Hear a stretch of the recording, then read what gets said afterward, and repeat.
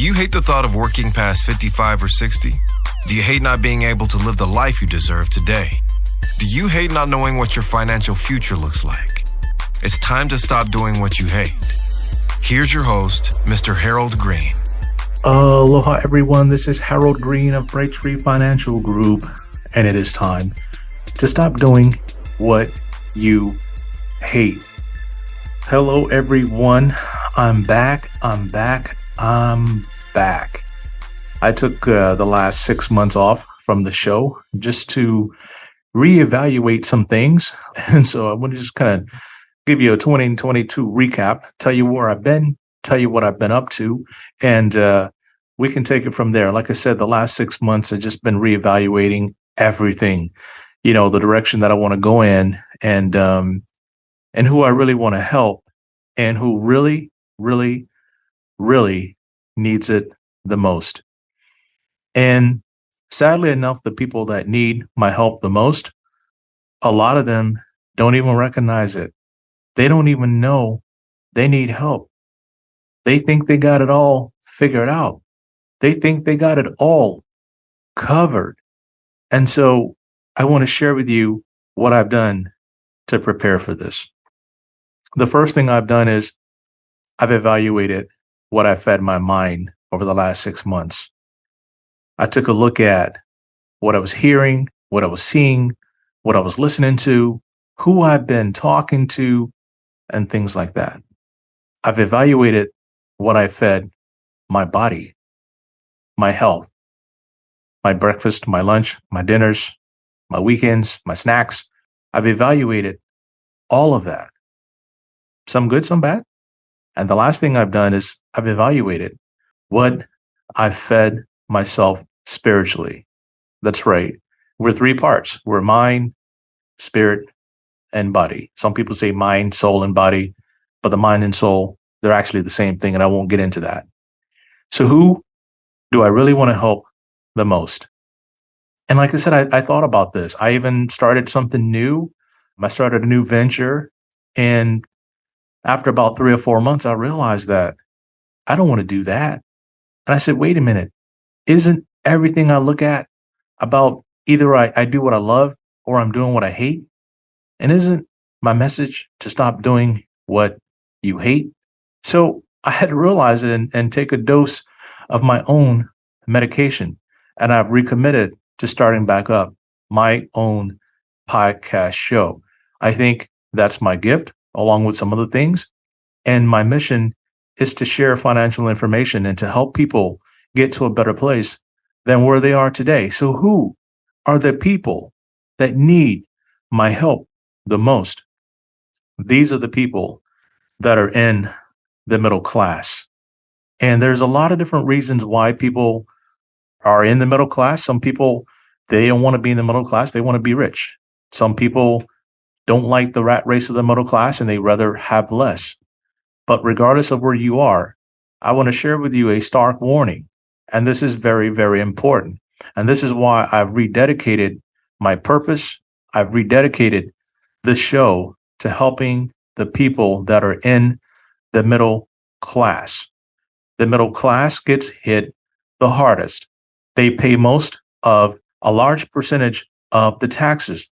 They pay a large percentage of the tuition at colleges. They pay a large percentage of payroll taxes. The rich have gotten rich off of the backs of the middle class, not the poor. But the narrative is the rich are getting rich off of the backs of the poor. That is not true. And we're going to get into this. And I want to share with you something because I've been here. I've thought this way. The things that I'm going to share with you are coming directly from my own life's experiences. And so hopefully this is going to help you get to another level. And I want to talk to you about today's show. The title is Enduring the Pain of Getting Wealth. That's right. Enduring the pain of getting wealth. So are you ready? All right, we back. 1, 2, 3. Let's get it. All right, so this has been a big one for me. And the reason why it's been so big is because 2022 in terms of, depending on how we've invested and whatnot. Been somewhat of a disastrous year. Some of the stocks have done extremely well. Some have done extremely bad for a lot of different reasons. I won't do a market recap today and tell you where we are and where we're going to go. I'll do that in the next show. But it's been extremely brutal, extremely brutal. And I can't sit here and point fingers and say who's to blame for it. But here's what I want to say. Many people don't understand how incredibly painful it can be in getting wealth. And again, many people do understand. And that's why they choose to remain stagnant and where they are. And today I'm going to share with you what it takes and why you should persevere through it. I've seen this slow drain in the stock market of people selling off, bad news after bad news after bad news. And it's been disastrous. But I'm going to share with you, it is in times like these when wealth is really created and wealth is really made. A lot of people have ran away from the stock market. They've hunkered down. They're sitting all in cash and they're waiting. I'm not saying that's bad. I'm not saying that's bad at all. But here's what's happening. I've studied the charts. I've gone back through all the different recessions. I've gone back through the different bear markets and I've looked at charts. I've looked at data. And here's the one thing that stands out to me the most. Regardless of the circumstances, the one thing that was the driving factor in all of the sell-offs and in all of the rallies is the human emotion. A buddy of mine calls it the price to emotions ratio versus the price to earnings ratio. And I want to get into this real deep. And if you guys can bear with me, I'm just going to lay it out. There is a war going on in the middle class, right? There is a war going on. There is a cultural war going on, an economic war going on, a mental and emotional war going on. And it's sad to see the number of people that are going through the things that they're going through. In 2022, there was a lot of unnecessary pain. There's a lot of unnecessary relationship pain. There's a lot of unnecessary financial stress, a lot of unnecessary emotional stress. In 2022, there was a lot of stuff that happened that was unnecessary. A lot of it was totally avoidable. But you know what? It happened. And so we got to get through it. And so now here in 2023, I'm going to tell you something straight up.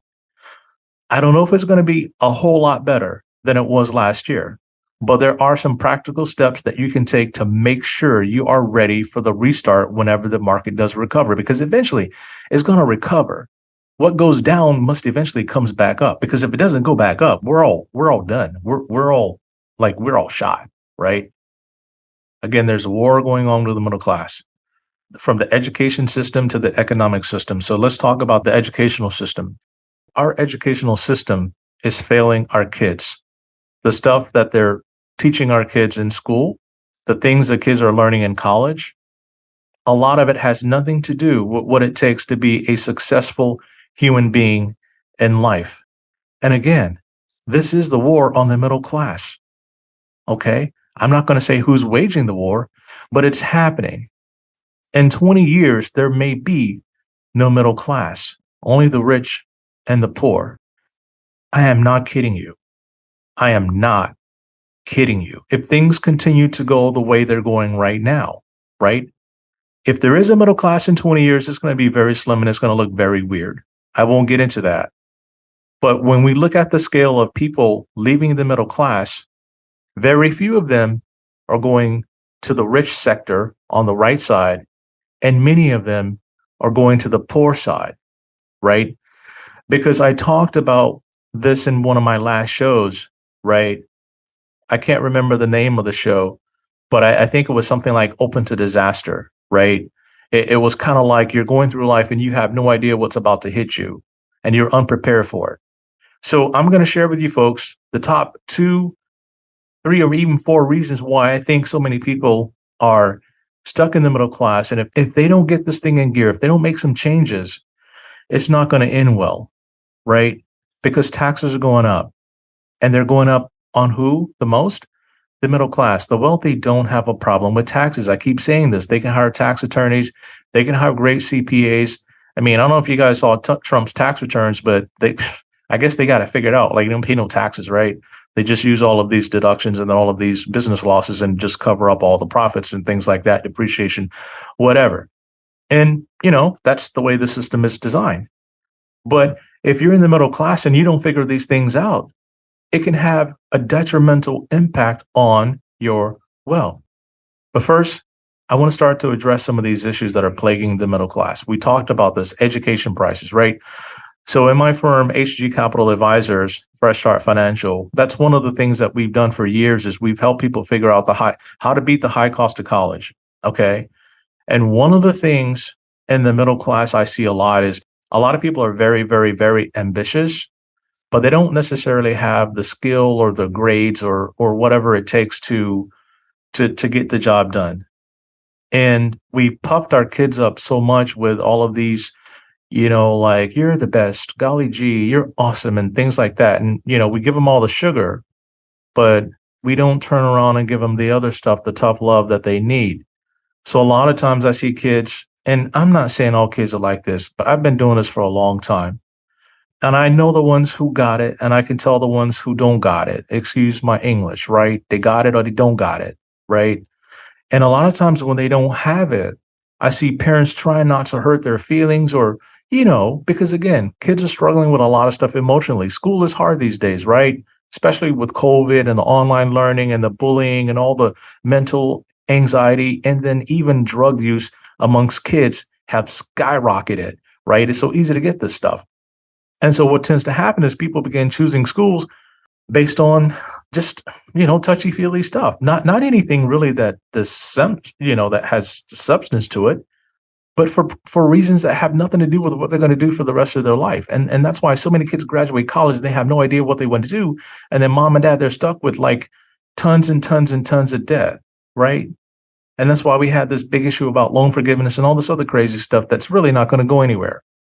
Our educational system, in terms of what it takes to finance it, is broken and it needs to be fixed. But you know what? There's some people that are not interested in fixing the system because that's how they get paid. That's the game, right?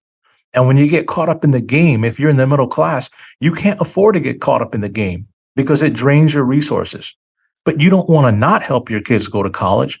You want to sit down and figure out a strategy to find schools that will allow them to get educated, learn a skill, and then go off and be successful in life, right? College is bloated. Their budgets are cotton picking bloated. They have so many different programs that has nothing to do with what life is going to be like when the kid graduates. And yet it's adding tens of thousands of dollars to our tuition every single year. They become bureaucratic and they've become institutions where you're just being indoctrinated with crazy, silly stuff. Everybody knows this. Everybody knows this. But as a parent, what can you do? You're going to have to figure out a different strategy, and you're going to have to talk to your kids about this, and it's going to start early. Okay. And it's going to start very early, and it's going to go against a lot of the stuff the counselors are telling you at school. It's going to go against a lot of that. Okay. Because the system getting your kids through college starts early. Right. And if you don't have a strategy for that, get on the phone with me, click in the show notes, get on my calendar, make an appointment. College ain't cheap. The last family I helped, they were looking at $83,000 a year for college. 83 grand a year for college. It shouldn't cost that much. And in a lot of cases, it doesn't cost that much. It just depends on choice at that point. Payroll taxes. I don't know if you guys looked at your last W-2, right? But when you look at how much they take out for FICA, Social Security, Medicare tax, and all that stuff, it is expensive. High income W-2 employees get hurt the most with these payroll taxes. I mean, if you're making $200,000-$300,000 a year and you're taking that all in payroll, that's insane. And that's why I talk to people about, hey, if you can get into consulting or if you can start your own business or you can figure out something and get paid differently, there's ways that you can change your tax situation.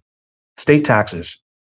The middle class gets hit hardest with these state taxes.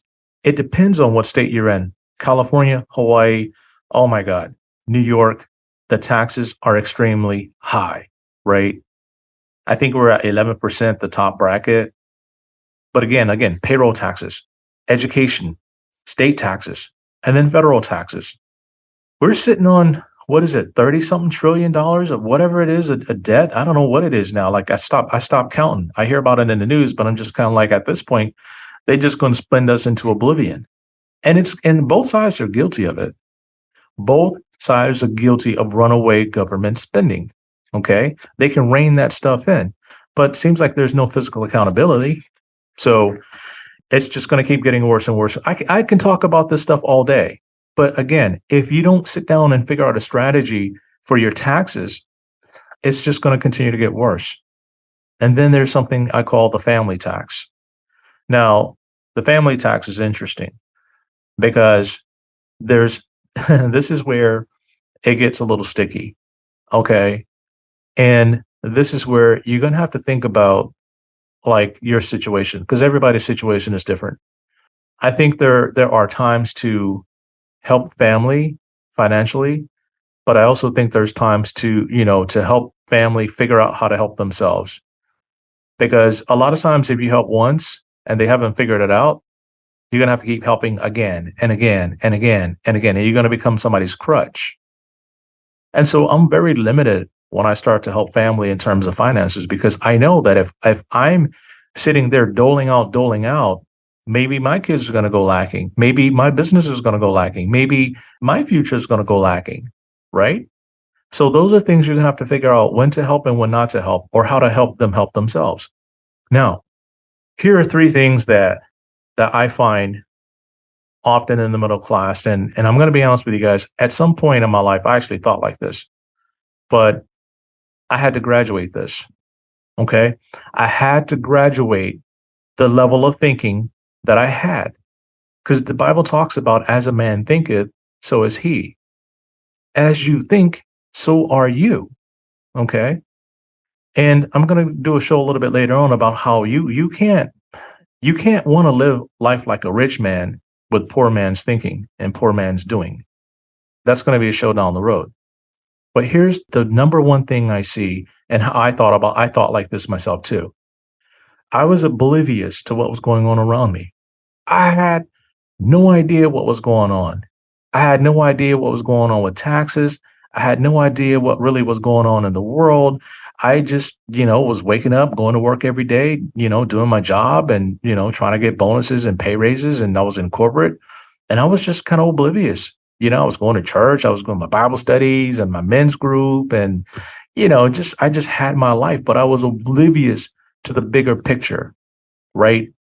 And what I had did is, I had carved out my piece of the American pie. Like I got my little piece of the pie, and that's all I want is my piece. Right. I got that. So I'm good. I got mine. And that's where my thinking had to change. So many people are stuck there.